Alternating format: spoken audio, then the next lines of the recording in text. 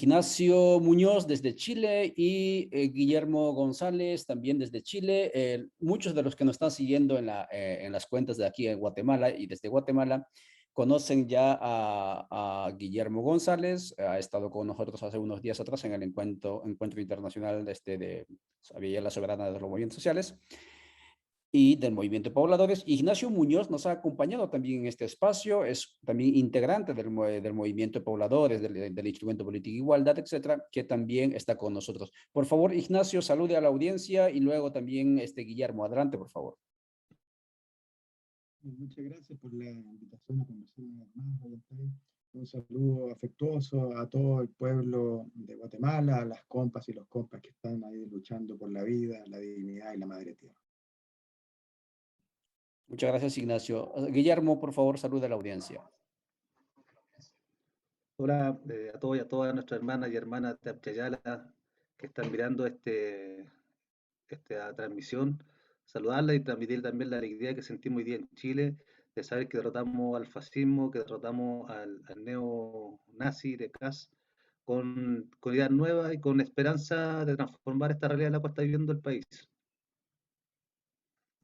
Muchas gracias, Guillermo. Muchas gracias, Ignacio. Amigos y amigas, estamos iniciando esta conversada, esta tertulia, con dos compañeros que desde Chile nos van a contar cómo es que ganan elecciones nada menos que en el vientre donde nació, digamos, para América, Abya el sistema neoliberal. Guillermo, vamos contigo. Y la pregunta central, ¿cómo la izquierda vence al sistema neoliberal en las urnas cuando todos nosotros, incluyendo mi persona, estaba convencido que el neoliberalismo políticamente se había institucionalizado a tal grado que tenía todas las instituciones posibles a su disposición para poder contrarrestar una sublevación democrática en las urnas? ¿Por qué ocurre? ¿Qué fenómenos, qué factores indicarías en esto? Mira, los pueblos del territorio llamado Chile, nos cansamos de vivir en un sistema injusto, en el sistema de la muerte, en el sistema de la desigualdad, que se llama sistema neoliberal, que no es solamente un sistema económico, sino también es un sistema político y social, que se basa en el extractivismo, la explotación de nuestros recursos naturales, pero también una profunda desigualdad, que se nota, ¿cierto? Al pasar los años, nos damos cuenta que la brecha entre rico y pobre crece de una forma alarmante. El 1% de la población se da gran parte de la riqueza que genera el país. Nos damos cuenta que en un momento nos decían que esto funciona así del chorreo, ¿cierto? Que el modelo iba a producir, que iban a ser los grandes inversionistas que iban a ganar dinero, y después se iba a chorrear, ¿cierto?, a los sectores más, a la clase trabajadora. Ante eso, pasaron los años y nos fuimos dando cuenta de que no había un sistema de salud, un sistema de educación, un sistema de vivienda, el sistema o los derechos sociales no estaban garantizados bajo este sistema neoliberal, y la desigualdad se fue profundizando y la gente también se fue aburriendo y fue molestándose con los diferentes gobernantes. Como ustedes saben, ¿cierto?, la clase política ejerce su hegemonía, y no solamente, ¿cierto?, desde el Estado, sino también desde todo el punto de vista donde ellos manejan el tema cultural. Entendemos que la hegemonía burguesa no solamente administra los medios de producción, sino también los medios de comunicación, y así también, ¿cierto?, la base educativa. Ante eso, nos vamos dando cuenta que de verdad todo era injusto, y hasta que por lo menos nuestros jóvenes, nuestros compañeros más jóvenes, fueron perdiendo el miedo también que significaba enfrentarse al Estado, porque el Estado chileno mata, tortura y carcela. Eso lo vivimos, ¿cierto?, con la dictadura de Pinochet. Entonces, cuando se habla que viene un proceso de la transición, que aparece Elwin, Frey, Lagos, Bachelet, Piñera, después se repite, ¿cierto?, Piñera y Bachelet, y nos fuimos dando cuenta que nada cambiaba, que el modelo se profundizaba y la explotación de los derechos de los derechos de la madre tierra no se respetaban. Ante eso, la gente, la nueva generación, dijimos, nos aburrimos de esto, no queremos más, no queremos este sistema neoliberal que nos dice que tenemos que ser los mejores, que es un sistema que se basa en la competencia, y para que uno esté bien, cientos tienen que estar mal, porque en el sistema y la lógica neoliberal solamente uno triunfa y miles fracasan. Ante eso, para yo ser exitoso, otros tienen que estar mal. y nos fuimos dando cuenta que no queremos eso, no que queremos la sociedad de la igualdad. Muchos jóvenes, hombres y mujeres, que salieron a las calles el 18 de octubre a romper el torniquete, que eran los secundarios, salieron a las calles a romperlo todo, porque ya no aguantaba más. Entonces la gente adulta se fue dando cuenta de que de verdad esa injusticia que estaba ocurriendo, que estaban los niños peleando y la policía golpeando fuertemente a los jóvenes, eso dio para más. La gente salió a manifestarse de forma colectiva en todos los sectores del país, no solamente en la capital, que es Santiago, sino en todas las regiones del país. Eso provocó, ¿cierto?, que se avanzara un proceso constituyente, donde hoy día los pueblos están demandando que Chile sea un Estado plurinacional, que se respete, ¿cierto?, los derechos de los pueblos originarios, a las primeras naciones. Ante eso, ¿cierto?, esto ha avanzado. Y ahí aparece, ¿cierto?, la derecha se puso bastante firme, porque no consiguieron, ¿cierto?, un tercio o dos tercios para bloquear cualquier parte de la Convención Constitucional, cualquier propuesta progresista de transformación que existía para cambiar la Constitución de Pinochet. Entonces aparece fuertemente el fascismo, ese fascismo que no solamente defiende el modelo económico, sino ese fascismo que le gusta matar, desaparecer y torturar. Y fue encabezado por Kass. Y ahí, cierto, la gente en Chile sabe lo que significa el fascismo, qué significa una dictadura, qué significa que manden, cierto, los que defienden la idea de Pinochet. Entonces, ahí yo creo que la gente tomó conciencia y entendió que muchas veces el sistema electoral, cierto, que esa democracia liberal por un voto, no siempre representa los intereses de los sectores populares, porque siempre son los ricos los que votan. Entonces aquí la gente entendió que esta forma táctica de avanzar para cambiar, para parar la marcha, nos va a servir. Y ahí creo que se levantaron grandes esperanzas. Creo que Gabriel Boric, si bien no representa a la izquierda tradicional, tampoco representa los valores de la izquierda, ¿cierto?, eh, más radical, sí representa un sector del progresismo chileno, que si bien no es de la izquierda la concertación, o lo representaba Michelle Bachelet, que buscaba sostener el modelo, creo que por lo menos con este sector que dio a gobernar, que se aprobó dignidad, que se van a votar pilares fundamentales del sistema neoliberal. El sistema de pensiones, por ejemplo, se va a ver, yo creo que se va a avanzar en el acceso de la gratuidad de la educación, avanzar, ¿cierto?, en mejorar los derechos de la madre tierra, que también va a estar garantizado con la nueva constitución, y creo que se abre, ¿cierto?, un abanico de esperanza para que esto de verdad pueda cambiar. Y creo, claro, hoy día creo que la juventud tomó, ¿cierto?, uno está viendo las encuestas ahora, las estadísticas que salen, y gran parte de los sectores millennials salieron a votar porque sabe lo que significaba que el fascismo ganara, que era un retroceso en el avance de los derechos que han conseguido los movimientos sociales, tanto, ¿cierto?, la diversidad sexual como también el movimiento feminista en Chile, que ha luchado, ¿cierto?, por avanzar en más derechos sociales. Y ahí estamos viendo que Kast le quitaba los beneficios a las mujeres, a la madre soltera, por no estar casada. Le quitaba, ¿cierto?, a la diversidad sexual, también las castigaba, ¿cierto?, porque no quería avanzar el matrimonio igualitario. Entonces se da cuenta que esta sociedad de la igualdad que plantean los movimientos sociales se iba a acabar, y era un retroceso cerca de 50 años para atrás. Muchas gracias. Es Guillermo González, amigas y amigos, quien va compartiendo desde Chile con nosotros sobre por qué la izquierda triunfa en la meca del neoliberalismo en Abya. Vamos con Ignacio Muñoz. Ignacio, ¿qué pasó con los partidos políticos, con el resto? ¿Cómo se configuró el mapa de los partidos políticos en esta contienda electoral, tanto en la primera, pero sobre todo en la segunda vuelta? ¿Qué pasó con los partidos políticos que siempre han ganado en las elecciones? Porque la izquierda no es histórico que gane en Chile las elecciones. ¿Cómo se comportaron? Y si la pregunta aquí en Guatemala, por ejemplo, es si se hizo un frente amplio de todas las izquierdas de diferentes matices. Adelante, por favor, Ignacio. Bien, gracias. Bueno, me gustaría tomar un poco de perspectiva para responder esto. Enfatizar que acá en Chile somos aproximadamente 18 millones de personas, un padrón electoral de unas 15 millones de personas aproximadamente. Y si bien esta ha sido la elección históricamente más alta que hemos tenido, sigue siendo relativamente baja, o sea, el abstencionismo sigue siendo enorme, estamos hablando de un 44% de abstención. Entonces, partir por ahí un poco, mirar que si bien se logró justamente esta victoria porque se alcanzaron sectores que usualmente no votaban y que hicieron la diferencia, aún así el abstencionismo es enorme, y eso tiene que ver también con la penetración de la subjetividad, la mentalidad neoliberal, o al menos en su aspecto de despolitización de la vida social de los pueblos aquí, ¿no? Por otro lado, destacar que no es poco que 40, digamos, dentro de los otros aproximadamente 7 millones que votaron, el 44% que sacó el candidato del fascismo, ¿no? Es una votación enorme, ¿no? Entonces, relativizar un poco esto de la victoria, de qué estamos hablando cuando hablamos de victoria, ¿no? Ahora, claro, efectivamente, como señalaba recién Guillermo,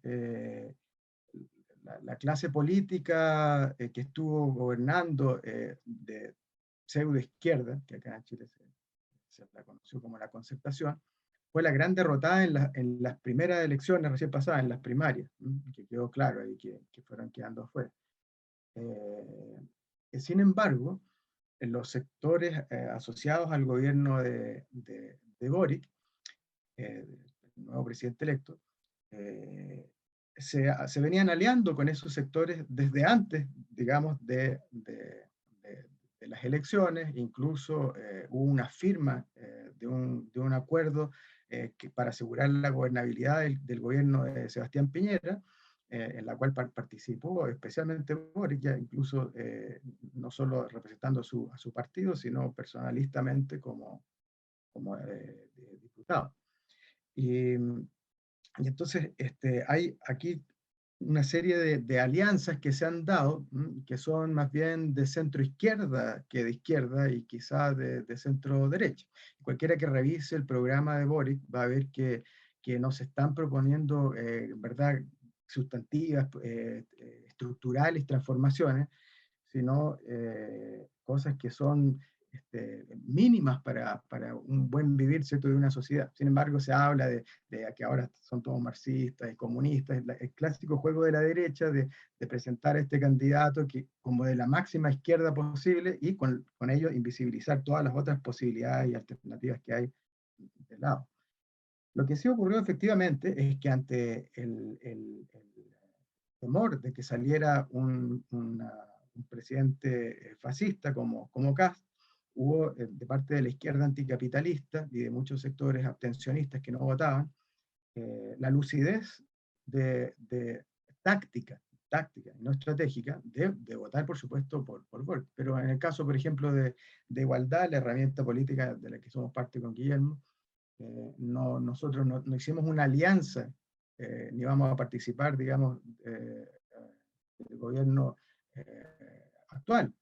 Más bien, ahí hay como digo, la lucidez pragmática de entender de que había que detener el fascismo, que en términos tácticos es muy diferente si salía uno o salía otro en el corto plazo. El recrudecimiento de la criminalización de las luchas sociales, de la represión, etcétera, hubiese sido enorme y habría hecho mucho más difícil continuar los trabajos, las luchas por la transformación social en este país. Pero en el largo plazo no es, ahí eso no cambia, digamos, la perspectiva estratégica. Nosotros pensamos más bien que las transformaciones tienen que venir desde abajo, desde lo que es el trabajo autogestionario, desde las asambleas populares, de los territorios. Y pensamos que, por supuesto, el Estado es una herramienta fundamental en eso, pero no es la gran solución, y no pensamos nosotros que son los expertos quienes van a traer las transformaciones, sino los pueblos organizados. En ese sentido, pensamos que todavía hay una cierta visión occidentalocéntrica, ¿no?, de estas coaliciones del gobierno actual, que entienden que lo central es tomar el poder del Estado. Y uno lo ve justamente en que no hay una profunda praxis de trabajo territorial, de educación popular, de creación de cooperativas, de creación de dinámicas autogestionarias, sino de que es la administración del modelo. por supuesto, este modelo puede ser más terrible o menos terrible según en las manos de quien está, de un fascista declarado o de, ¿cierto?, un liberal. Y entonces aquí no me estoy pronunciando sobre la persona o no del actual presidente, sino del trasfondo estructural. Por lo demás, habrá que esperar, por lo menos, los clásicos 100 primeros días en los cuales uno hace un análisis, bueno, se va a cumplir lo que se comprometió. Lo vamos a ver más adelante, en el próximo capítulo de esta especie de serie tan dramática que hemos estado viviendo por acá en Chile. Muchas gracias, Ignacio Muñoz y Guillermo González, conversando, amigas y amigos, con usted a través de Codeca Guatemala, Pueblos en Red, Radio Victoria y Racinacuy Internacional desde Quito, sobre por qué la izquierda triunfa en las urnas, con todas las especificidades que nos indican ambos comentaristas expositores, nada menos que en Chile, el lugar por donde entró el neoliberalismo y anidó en toda Abya-Yala. Vamos a leer un par de mensajes. Esto aquí dice Meme Moro, saludos desde Petén, saludos desde Izabal, saludos queridos y queridas, dice Jaime Chicas, compañeras, gracias por el nuevo esfuerzo de formarse e informarse. Efectivamente estamos en ese esfuerzo para seguir creando más espacios. Dice Gerardo Valdizán en Radio Victoria, 55 es muy baja asistencia. Michelet no era liberal, fue entreguista. Cuidado con la memoria, por favor, dice Valdizán. Claro que sí. Hay informaciones que fluyen y obviamente por más que haya cerco mediático, siempre pasa la información. ¿Hay más mensajes? Sí, pero vamos a seguir leyendo después. Vamos contigo, Guillermo. Guillermo, si mal no recuerdo, tienes alrededor de 40 años, es más o menos de tu escoeta, de tu época, Boric, ¿no? Gabriel Boric. ¿Por qué una población tradicionalmente gerontocrática, ¿sí? Vota por un, digámoslo así, joven, ¿sí? Que apareció en manifestaciones callejeras, etcétera? ¿Qué pasó? ¿Qué pasó con la tradición política que conocíamos de Chile? Adelante, por favor, Guillermo.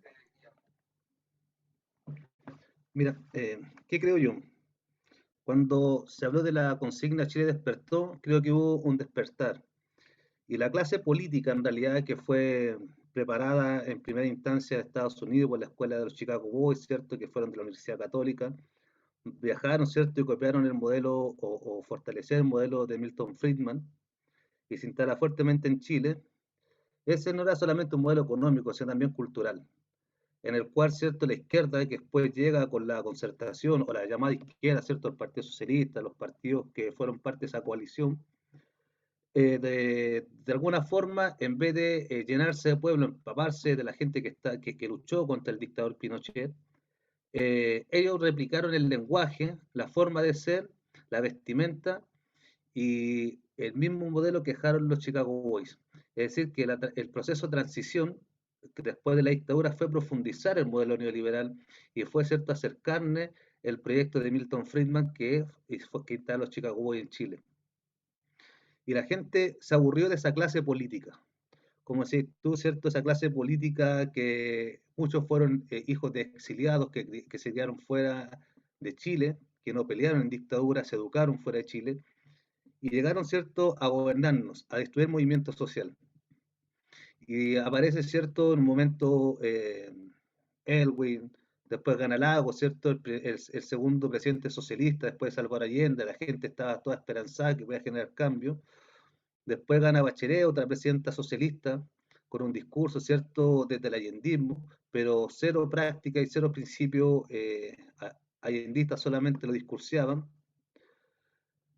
Y después, ¿cierto?, gana nuevamente Michelle Bachelet, una coalición más amplia de la nueva mayoría. Entonces la gente vio durante 30 años los mismos rostros, las mismas caras, y prometiendo falsas promesas. Nunca cumplió ninguna de las cosas que decían, derrocar la constitución de Pinochet.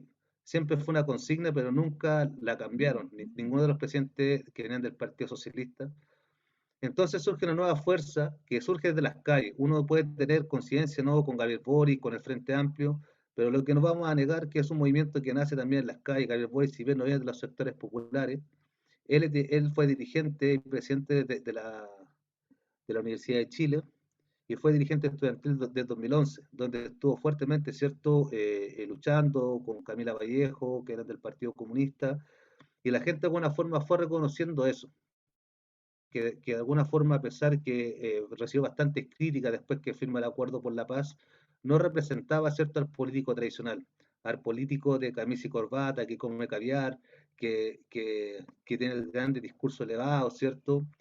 Entonces Gabriel Boric de alguna forma representaba, o la gente sentía que de alguna forma iba a representar el movimiento social. Gabriel Boric desde su tribuna como dirigente estudiantil siempre se vinculó con los movimientos medioambientales, movimientos pobladores, con movimientos contra la AFP.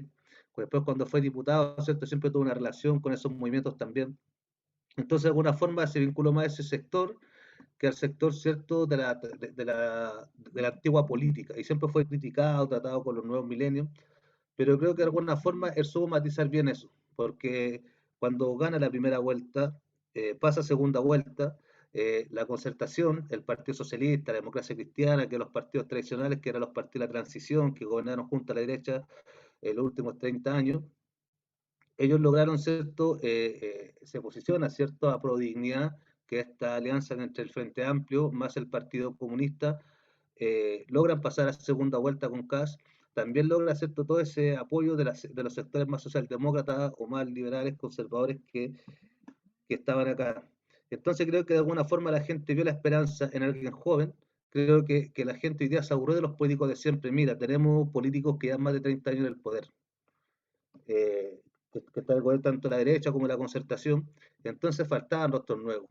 La gente puede criticar, pero supongamos Carlos Cariola, que es diputada comunista en la primera mayoría nacional, que también viene del movimiento estudiantil, igual que Gabriel Boric, Giorgio Jackson, que es otro personaje más que viene del Frente Amplio de Revolución Democrática, en su última elección sacó más de 100.000 votos, un distrito súper peleado, pasa a ser también una gran mayoría nacional, esta vez no compitió, entonces la gente buscaba una renovación. Y yo creo el, en la Convención Constitucional también hubo bastante rostros nuevos y rostros jóvenes. Creo que la política se está oxigenando. ¿Cuál es el miedo que ya tenemos? Que estas mismas fuerzas se vayan cuadrándose con el poder. El poder adomestica, el poder, ¿cierto?, te encandila. Entonces, ¿qué creemos nosotros desde los movimientos sociales? Si bien nosotros no vamos a ser parte del gobierno de Gabriel Boric, o por lo menos el partido, la herramienta política que tenemos nosotros acá lo ha definido así, sí creemos que hay que tener, ¿cierto?,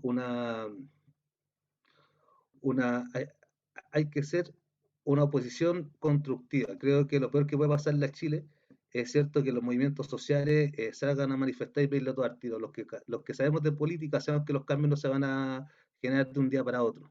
Y yo creo que menos en Chile, cuando un país que es bastante republicano, institucional, el presidente tiene mucho poder, a diferencia de otros países donde el Parlamento tiene mayor atribuciones y el Parlamento no puede cambiar nada si que el presidente no apura a hacer un proyecto de ley.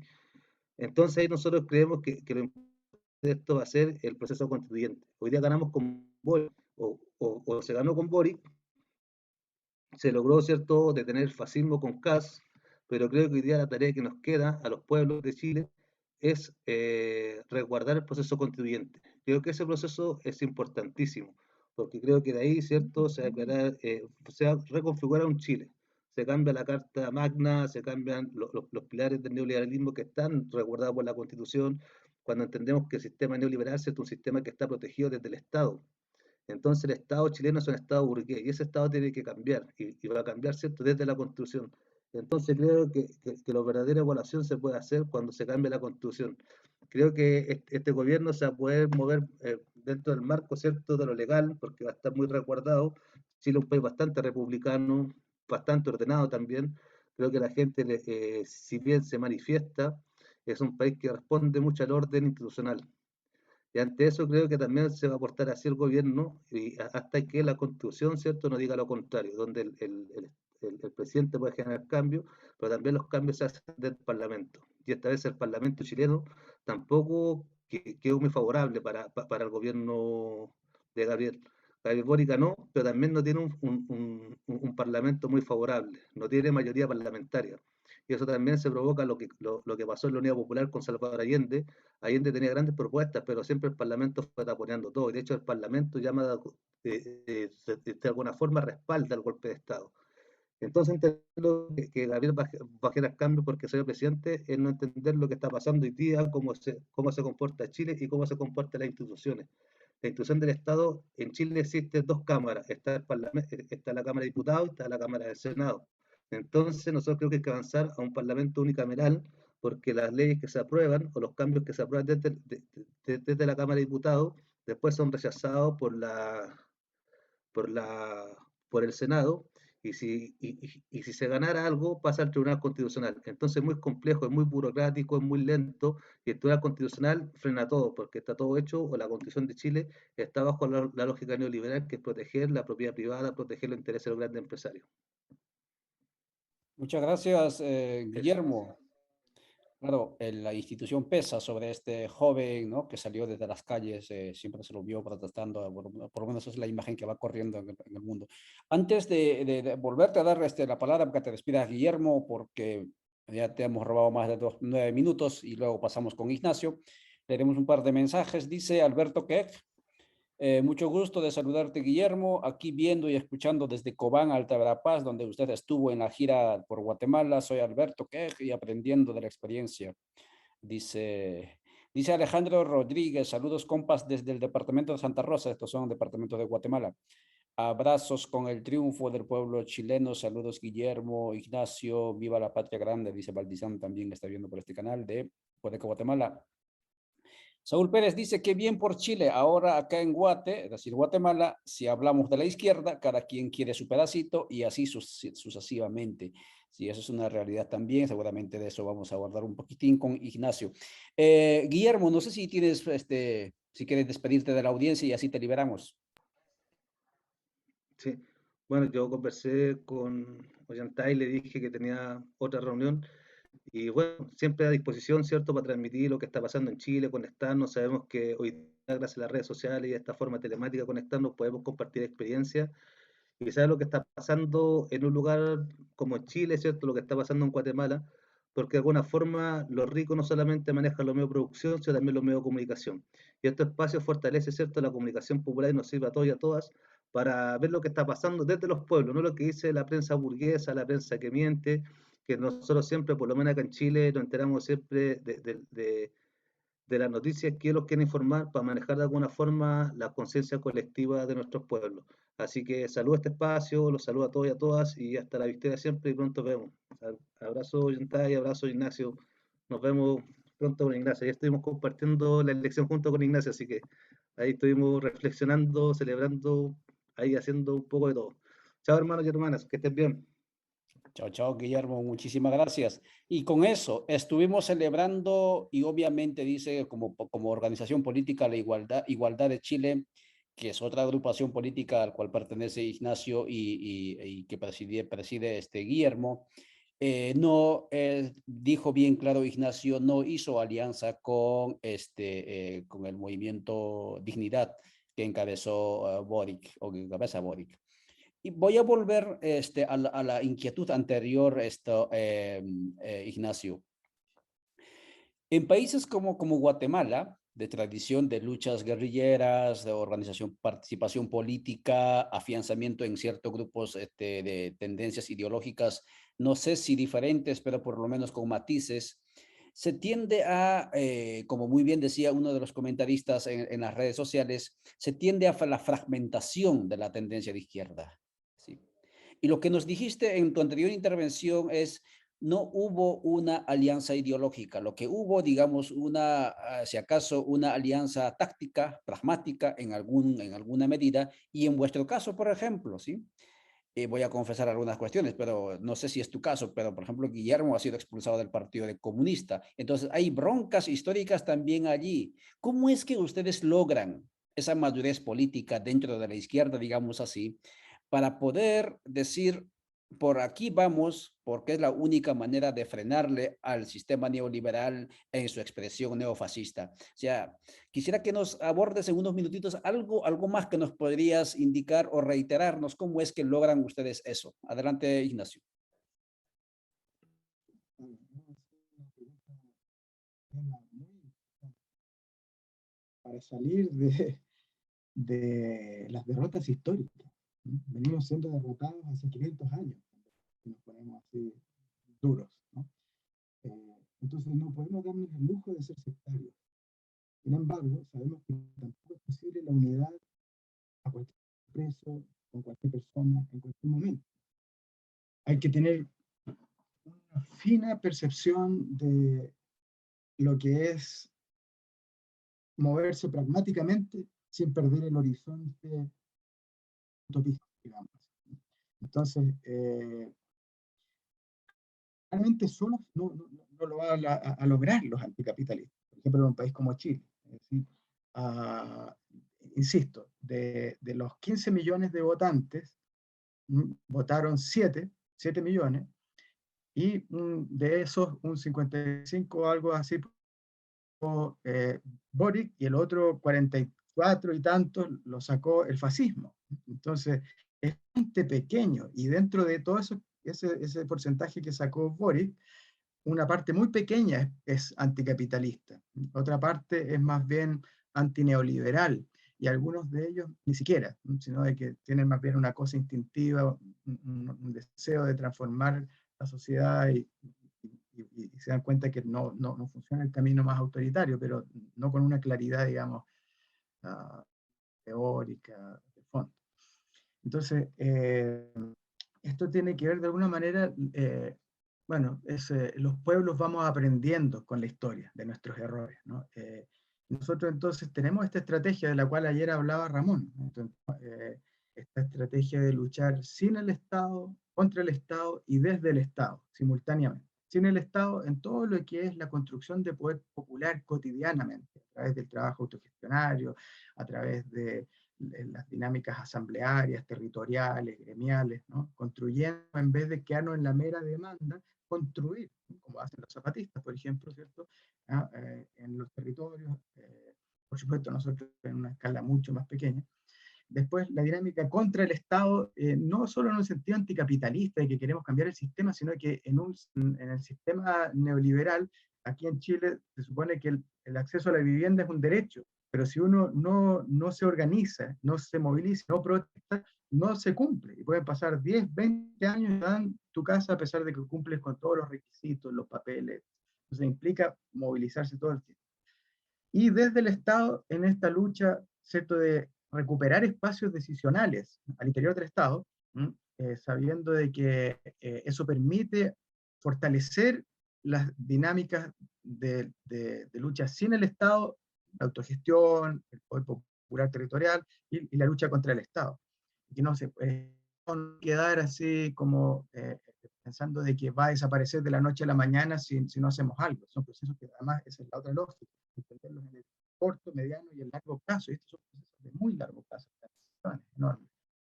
Entonces, el, el tema es justamente que uno necesita irse aliando. Nosotros fuimos parte del Frente Amplio, que es la coalición específicamente de la cual participa Boric. Y lo fuimos hasta el momento en que se firmó este acuerdo nefasto, en que le dieron vida al segundo gobierno de Piñera y que permitió que se firmaran leyes de recrudecimiento de la criminalización de la protesta. Ahora está penado como delito tomarse pues, un terreno, tomar alguna institución de Estado, clásicas dinámicas de protesta. Entonces, eso no es trivial, y en ese momento nosotros nos replegamos, dijimos con ellos acá. Antes dijimos, bueno, ellos son antineoliberales, nosotros anticapitalistas, podemos avanzar un poco con ellos hasta aquí, hasta estas medidas antineoliberales, sí podemos, nos aliamos y vamos allá. Pero no puede ser de cualquier manera, en cualquier momento. Y uno, claro, se equivoca también, pero va tomando sus decisiones, y para nosotros lo importante es tomarlas a nivel colectivo. Este no es un partido, no es un presidente que manda a los demás. Nosotros somos parte de un movimiento, el movimiento de Pobladores y Pobladores en Lucha, con Guillermo, que es parte de Igualdad, así como hay otras organizaciones populares. Cada una de ellas es autónoma. La dificultad está justamente en cómo nos coordinamos a nivel nacional y juntamos las distintas luchas y nos coordinamos porque necesitamos unidad, pero no a costa de nuestra autonomía. Cada uno de nosotros se mantiene con su autonomía, su orientación, su horizonte. Entonces, ahí ya en esta configuración, en este modo de pensar la política, ya hay una forma de articular diferencias, desde darle preponderancia a la autonomía, pero la autonomía no como a veces se piensa, de que ya yo no quiero nada con el Estado porque pierdo mi autonomía. No, la autonomía es una construcción, no es un punto de partida, es un punto de llegada. Hay que construir esa autonomía, y ese es el poder popular constituyente. Entonces, es importantísimo poder unirse, pero según parámetros tácticos, estratégicos, mirando el corto, el mediano, el largo plazo y las coyunturas. Sí, efectivamente, podríamos resumir una cultura política que requiere al mismo tiempo madurez político. Importante estas precisiones que hace Ignacio Muñoz en esta conversada que hemos titulado ¿Cómo y por qué ganó la izquierda en Chile? Porque en el resto de los países donde esperamos que esta disputa desigual entre la civilización de la muerte y la civilización de la vida termine inclinando la balanza hacia el lado de la vida, vamos a necesitar la confluencia de las diferentes expresiones políticas de tendencia de izquierda progresista eh, en conjunto para poder convertir la mayoría demográfica, es decir, nuestra mayoría numérica, en mayoría política, es decir, ganar elecciones. El objetivo no es ganar elecciones, como muy bien lo indica Ignacio, el objetivo es hacer los cambios estructurales, pero eso se va haciendo paso a paso. Pero para eso tiene que haber, digamos, tácticas y estrategias, ¿no es cierto?, pues lúcidas. Para ir cerrando, Ignacio, la pregunta es, 1973, situación similar, celebración, yo había nacido, tenía un año, ¿no? No, la televisión yo conocí que a los 14 años, ¿no? 15 años tal vez, pero no sabía, pero ahora puedo, digamos, escuchar alguna noticia de lo que ocurrió aquella vez. Situación similar vivió Chile. Celebración, fiesta, ¿no? Etcétera. ¿Y cómo va a actuar la oligarquía, si podemos llamar así, esa oligarquía institucionalizada en Chile? ¿Será que también los agentes externos se quedarán quietos frente a este mal ejemplo que ha dado Chile con Boric?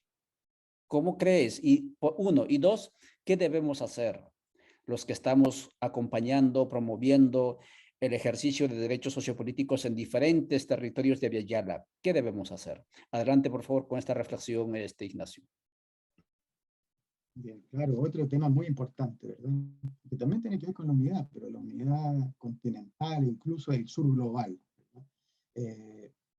Sí, de hecho, aquí no fue derrotado el fascismo. ¿No? El fascismo ahora quizás va a ser más peligroso en Chile que si, digamos, va a seguir estando presente y va a buscar todas las vías no institucionales para expresarse. ¿No? Me gustaría además puntualizar que entiendo por fascismo, que es esta perspectiva, por ejemplo, de los analistas de Basmundo, como Samir Amin o Wallerstein, que entendían que en el fondo el fascismo es una dinámica inseparable del capitalismo. Cuando este entra en sus crisis y se va agudizando, esa es otra dimensión que está tratando de conservar el statu quo, la hegemonía, donde mismo. ¿No? Entonces, en ese sentido, por supuesto que va a responder, y va a responder duramente, tanto adentro en Chile, como desde el exterior. Incluso, como digo, a pesar de que no estamos acá frente a un gobierno de Hugo Chávez, digamos, ciertamente no lo es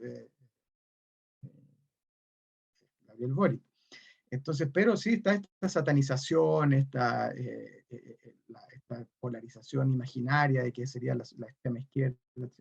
Yo pienso de que hay que destacar varias cosas. Por supuesto que es lo que hoy día pasó en Chile, es muy importante a nivel de Abya Yala.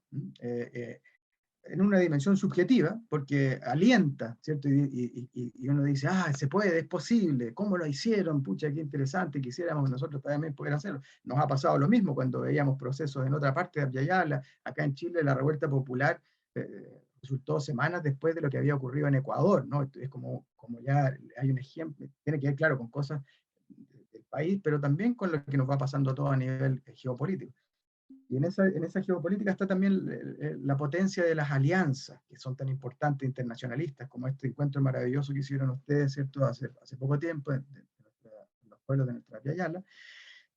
Y ahí, claro, cambia el que haya un fascista en el poder o alguien de centro izquierda, cambia la balanza una y otra vez. Y ante eso, por supuesto, va a responder los poderes hegemónicos.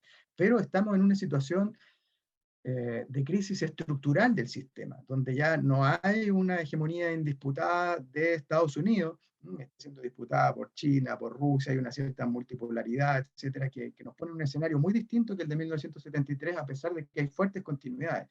La crisis estructural es parte de esas continuidades. Yo entiendo, digamos, que estamos todavía viviendo en el mismo frente de onda desde ese periodo de la Revolución Mundial de 1968 hasta ahora.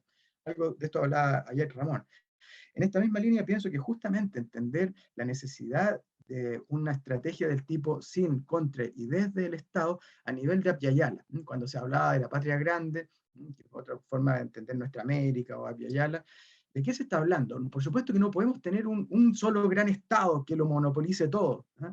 Pero tampoco es la misma dimensión de lo que estaba hablando yo. ¿Cómo logramos retener la autonomía de todos los territorios y coordinarnos a nivel continental? ¿Cómo construimos autogestionariamente una economía del buen vivir, una economía solidaria, ¿cierto?, que nos permita en lo práctico irnos fortaleciendo, vendiendo y comprando los productos dentro?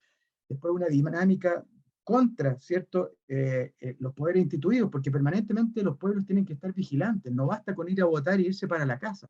La dinámica de la constituyente para nosotros es una vía popular y de los pueblos a la constituyente, no una asamblea como un hito que se acaba, no, es un paso más, tiene que ser permanente.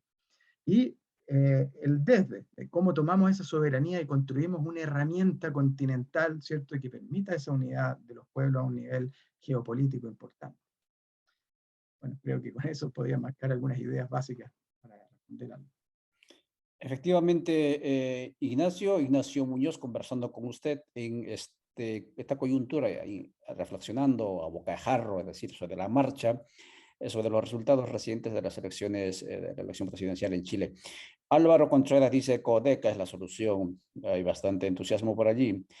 Edgar Pape y Alibat, Edgar, y creo que recuerdo, sí, Edgar, él dice, esperemos que Codeca busque la unidad con otros movimientos sociales. Esa es la clave del triunfo, efectivamente.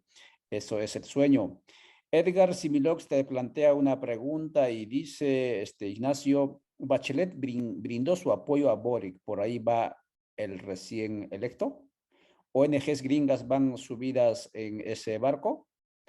Por ahí va la pregunta. Entonces, eso, y pues para ir cerrando, si puedes comentar esta pregunta que dejan aquí, voy a revisar el otro canal, si acaso hay preguntas, y también si tienes alguna idea conclusiva de esta conversada, Ignacio, te ruego responder a esta pregunta. Entonces, ¿qué pasa con esto de Bachelet y las ONGs y toda esta cuestión? Adelante. Claro. Bueno, Boric, digamos, no es responsable de quién lo apoya o quién no, pero efectivamente, como dije hace un momento, ha habido conductas muy claras de parte de él de aliarse con estos sectores de la vieja política. Es decir, a diferencia de lo que pensamos nosotros en igualdad, por ejemplo, hay un margen muy distinto de hasta dónde es posible la unidad. Ellos piensan que es posible y necesario aliarse con ciertos sectores de la vieja política para poder avanzar. Nosotros lo que vemos es que está en un callejón sin salida y él no se va a ir moviendo cada vez más a la izquierda, sino de que lo más posible, y sobre todo como señalaba Guillermo, por la correlación de fuerza en el Congreso, va a ir siendo jalado cada vez más hacia la derecha. Y entonces, efectivamente, aquí hay un tema de la orientación política de fondo, que como la ha llamado por ahí Ramón Grosfoguel es una izquierda occidentalocéntrica, una izquierda que está pensando las luchas del sur global desde un parámetro del norte, como si las cosas se pudiesen resolver de la misma forma, digo, con esta fe en el progreso, esta fe en los expertos, esta fe en el Estado, más que la fe en los pueblos, en la organización popular, en la autogestión y en una orientación del buen vivir que en verdad tiene mucho que ver con el decrecimiento y no con el progreso y todo aquello. Efectivamente, no vamos a esperar de Boric y toda la, digamos, fuerza política que está detrás de él, de una propuesta o de la implementación de la decolonialidad, del buen vivir como proyectos, digamos, más allá de la civilización de la modernidad. Totalmente con lo que acabas de decir, obviamente tenemos que tomar en cuenta que Boric es producto de su historia, está en ese contexto, pero como muy bien indicaron ambos comentaristas, ambos analistas, que no por ello vamos a exigir que la revolución se dé a la vuelta de la esquina e inmediatamente salir e intentar sacarlo del poder. Dejaremos que avance, dejaremos que se implemente lo que propuso, lo que prometió, y pues los movimientos sociales tienen que estar acompañándolos para respaldar, pero también para, como en Honduras dicen, si retrocedo, empújenme, pero si la traiciono, mátenme, o algo así, indican los movimientos en Honduras. Entonces, sí, por cierto, Xiomara Castro también es uno de los que se sumó. Fíjense, estimados seguidores, Argentina, Bolivia, ahora Chile, Perú, Nicaragua, Venezuela, Cuba, Honduras, México, van yendo hacia la constelación, ¿sí? Hacia la constelación de las luchas populares, políticamente hablando. Al próximo año se decide en Brasil y también en Colombia. Vamos a ver si Petro y Lula, ¿no? Por mencionar unos nombres, terminan definiendo en alguna medida esta inclinación de la balanza, ¿sí? Hacia un determinado lugar. Veremos ello. Ignacio, por favor, despídase de la audiencia si tiene alguna idea conclusiva, y vamos a ir cerrando esta transmisión. Son las 18:49 horas aquí en Centroamérica, y allí donde está son las 9:50 de la noche. Adelante, Ignacio.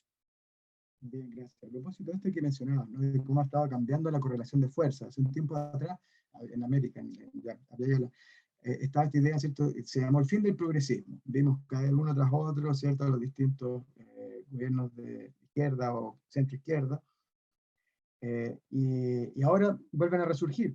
Esto es un síntoma clarísimo de lo que es la crisis estructural del sistema mundo. Entonces, lo que está pasando es que estamos en un proceso de contradicciones enormes y de turbulencia geopolítica, donde es esperable que estos cambios sigan para acá, para allá. Pero por eso es que es importante irnos adaptando y al mismo tiempo tener ese horizonte claro, ¿ah? De que el proceso de liberación es abajo, es con los pueblos, es autoorganizadamente, con autonomía, con autogestión, ¿no? Para poder avanzar. Esto es realmente lo central y es algo que, por lo que hemos ido conociendo a través de ustedes, ¿cierto? Está pasando, hay una izquierda, ya hay un pueblo en Guatemala que lo está intentando hacer, articulando las luchas sociales y políticas, que es tan importante, recuperar la política en el mejor sentido de la palabra, como no una cuestión racional, sino del corazón, de que nos importa el dolor ajeno, nos importa el cuidar el bien común, tiene que ver con eso. Entonces, bueno, desearles lo mejor en su lucha, al pueblo de Guatemala, a todos los pueblos de Abya Yala. Estamos juntos y mientras la injusticia viva, la lucha sigue. Muy bien, muchas gracias, Ignacio Muñoz. Conversó con usted en el canal Codeca Guatemala Pueblos en Red, Radio Victoria y Racinacu Internacional, sobre por qué la izquierda gana en las urnas en la meca del neoliberalismo en Abya Yala. Muchas gracias, estimadas y estimados seguidores, por vuestra atención. Como siempre reiteramos, movamos estos y otros contenidos en nuestras redes sociales, en nuestras plataformas digitales. Es la única manera de ir rompiendo eso que nuestros comentaristas, nuestros expositores nos dijeron. El monoculturalismo o el monocultivo, digamos, que implanta a nivel cultural comunicacional el sistema hegemónico. La única manera de romper ese modo de pensar y de sentir que nos dicen cómo tenemos que hacerlo desde el poder hegemónico es a través de estos pequeños espacios que nos dejan. Muchísimas gracias, Ignacio, por tu tiempo, y pues nos veremos próximamente.